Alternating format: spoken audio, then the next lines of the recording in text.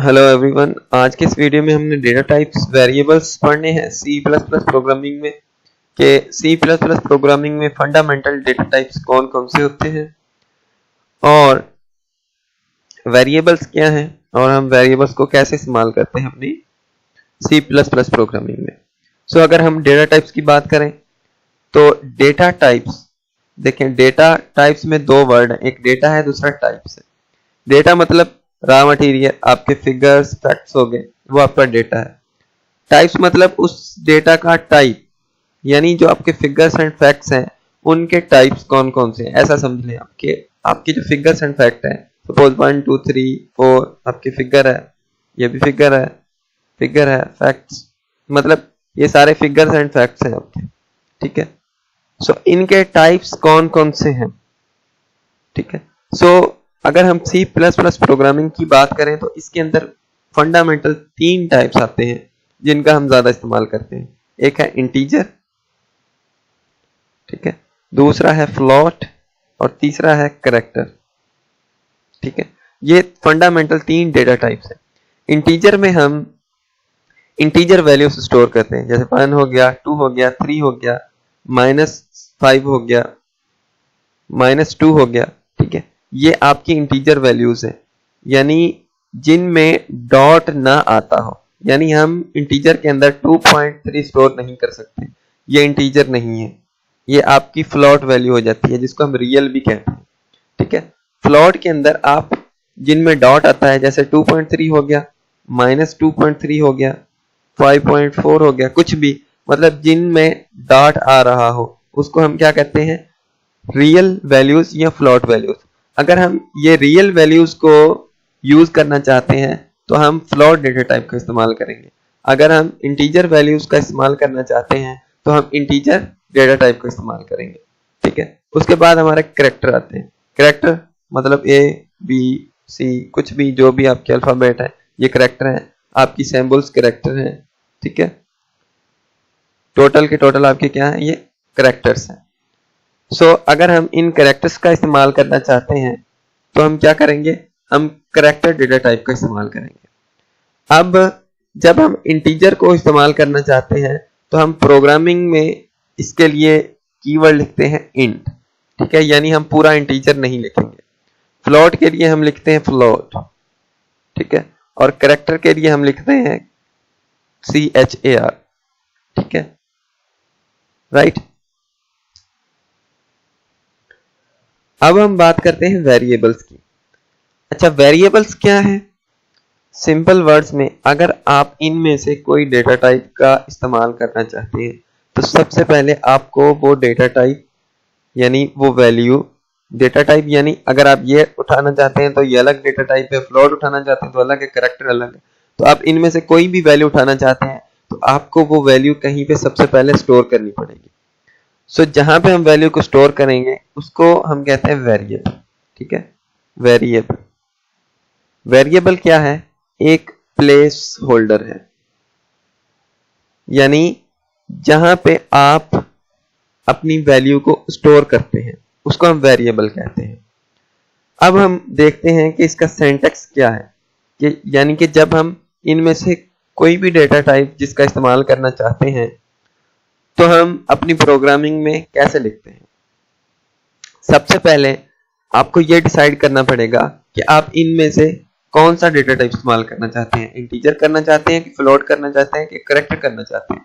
अगर आप इंटीजर करना चाहते हैं तो आप क्या लिखेंगे, सबसे पहले आपका जो सिंटैक्स होगा वो ये होगा कि डेटा टाइप, सबसे पहले आपने डेटा टाइप लिखना है, उसके बाद आपने वेरिएबल नेम लिखना है, ठीक है, और उसके बाद अगर आप वैल्यू स्टोर करना चाहते हैं उसके अंदर तो आप वैल्यू स्टोर कर सकते हैं। यानी ये एक सिंटैक्स है किस चीज का, एक वेरिएबल बनाने का या डेटा टाइप को यूज करने का।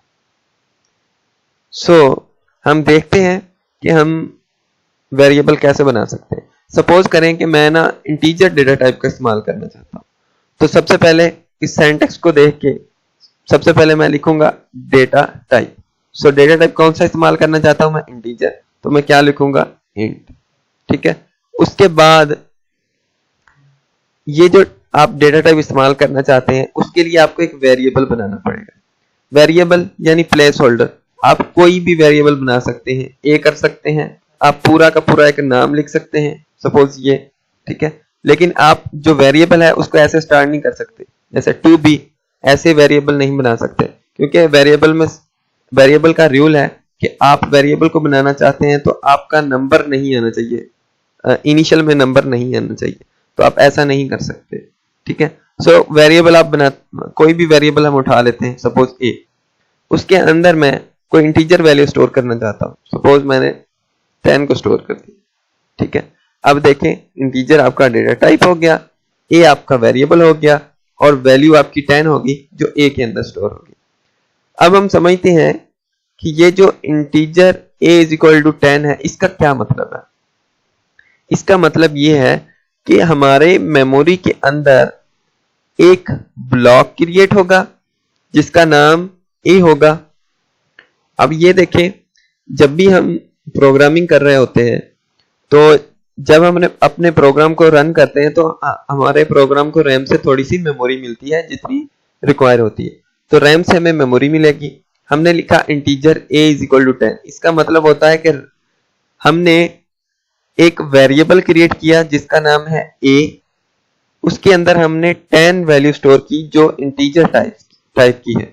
यानी ये जो आपने ब्लॉक क्रिएट किया है इंटीजर ए लिख के, integer A is equal to 10 करके आपने ये जो ब्लॉक क्रिएट किया है, ये ब्लॉक इंटीजर टाइप का है। आप इसके अंदर फ्लोट की वैल्यू या कैरेक्टर की वैल्यू स्टोर नहीं कर सकते, राइट।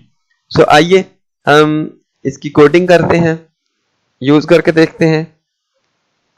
सो हम अगर इंटीजर वैल्यू डेटा टाइप का इस्तेमाल करना चाहते हैं तो हम लिखेंगे इंटीजर और वेरिएबल ए बना दिया, उसके अंदर हमने 10 स्टोर कर दिया, ठीक है। उसके बाद हम एक और इंटीजर टाइप का वेरिएबल बनाते हैं जिसका नाम मैं बी रख लेता हूं, इसके अंदर मैं स्टोर कर देता हूं 200। अब हम चाहते हैं कि इन दोनों को ऐड करें, तो हम क्या करेंगे कि इनकी एडिशन हो जाए ए प्लस बी। सो हम एडिशन कैसे करेंगे, हम ऐसे भी करते हैं कि सी आउट ए प्लस बी, तो इन दोनों का जो रिजल्ट है वो शो हो जाएगा। मैं आपको ये रन करवा के दिखाता हूं, मैं रन करता हूं, इसको देखिएगा, हमारा रिजल्ट आ जाएगा, देखें 210, ठीक है। इसके अलावा हम ये जो एडिशन है इसको किसी और वेरिएबल में भी स्टोर कर सकते हैं, यानी 10 एंड 200 ऐड हो और वो किसी और वेरिएबल में चला जाए। सो वो वेरिएबल कैसा होना चाहिए, 10 एंड 200 210 हो जाएगा, 210 होगा तो वो भी एक इंटीजर वैल्यू है, तो उसके लिए भी हमें एक इंटीजर वेरिएबल चाहिए। सो इंटीजर मैं सी कर लेता हूं, या आप इसका कोई भी नाम ले लें, suppose sum is equal to A plus B, ठीक है, ए प्लस बी। और सी आउट क्या करना पड़ेगा हमें, सम को, क्योंकि जो रिजल्ट है वो किसके अंदर पड़ा हुआ है, सम के अंदर, राइट। और यहां पे मैं कर देता हूं सम या एडिशन इज इक्वल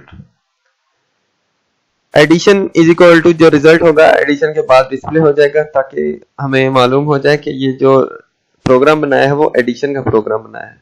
सो देखिएगा, सो हमने यहाँ पे सेमीकोलन नहीं लगाया, सेमीकोलन हर स्टेटमेंट के बाद लगाना पड़ता है, सिर्फ इंटीजर मेन की जो पैरेंथेसिस है इसके बाद नहीं लगाना पड़ता, और उसके अलावा ऑलमोस्ट सभी जो भी आपकी स्टेटमेंट टर्मिनेट होगी उसके बाद आपने सेमीकोलन लगाना है। सो रन करते हैं इसको, देखें एडिशन इज इक्वल टू 210, ठीक है। यानी कि आप किसी भी किस्म का डेटा टाइप इस्तेमाल कर सकते हैं जिसकी आपको जरूरत है। सो मैं आपको एक और चीज बता दूं कि और भी हमारे बहुत सारे डेटा टाइप्स हैं। जैसे सपोज करें कि हमने लिखा इंटीजर a इक्वल टू 10। अब जो हमारा इंटीजर होता है वो हमेशा 2 बाइट रिजर्व करता है। कितने बाइट, 2 बाइट रिजर्व करता है। और जो फ्लोट होता है वो 4 बाइट रिजर्व करता है, ठीक है, 4 बाइट। और जो कैरेक्टर होता है वो 1 बाइट रिजर्व करता है। अब अगर हमने कोई वेरिएबल बनाया है और उसके अंदर हम सपोज करें इंटीजर a इक्वल टू बहुत उसके अंदर लंबी सारी वैल्यू स्टोर कर सकते हैं, तो जो इंटीजर है वो तो 2 बाइट रिजर्व करता है, तो इसके अंदर इतनी बड़ी वैल्यू कैसे आएगी? तो इसके लिए हम डिफरेंट डेटा टाइप्स का इस्तेमाल करते हैं, जैसे डबल हो गया, ठीक है, शॉर्ट लॉन्ग हो गया, शॉर्ट लॉन्ग, ये हमारे डेटा टाइप्स हैं। यानी इनके अंदर आप इंटीजर टाइप की वैल्यू रख सकते हैं, लेकिन वो वैल्यू आप 2 बाइट से ज्यादा स्पेस के अंदर आप वैल्यू रख सकते हैं। यानी अगर 2 बाइट से वैल्यू ज्यादा हो रही है तो वो उसके अंदर आराम से स्टोर हो जाएगी। और जो मैंने आपको कहा कि डबल भी आपका डेटा टाइप है, उसके अंदर आप फ्लोट टाइप की वैल्यू रख सकते हैं, जो आपकी फ्लोट वेरिएबल में अगर पूरी नहीं आती तो आप डबल टाइप का वेरिएबल बना लें और उसके अंदर आप वैल्यू को स्टोर कर दें। ठीक है, सो होपफुली आपको ये कॉन्सेप्ट समझ में आ गया होगा। अगर कहीं पे भी आपको डिफिकल्टी हो तो आप कमेंट कर सकते हैं या आप मुझसे राब्ता कर सकते हैं। So thank you for watching this video.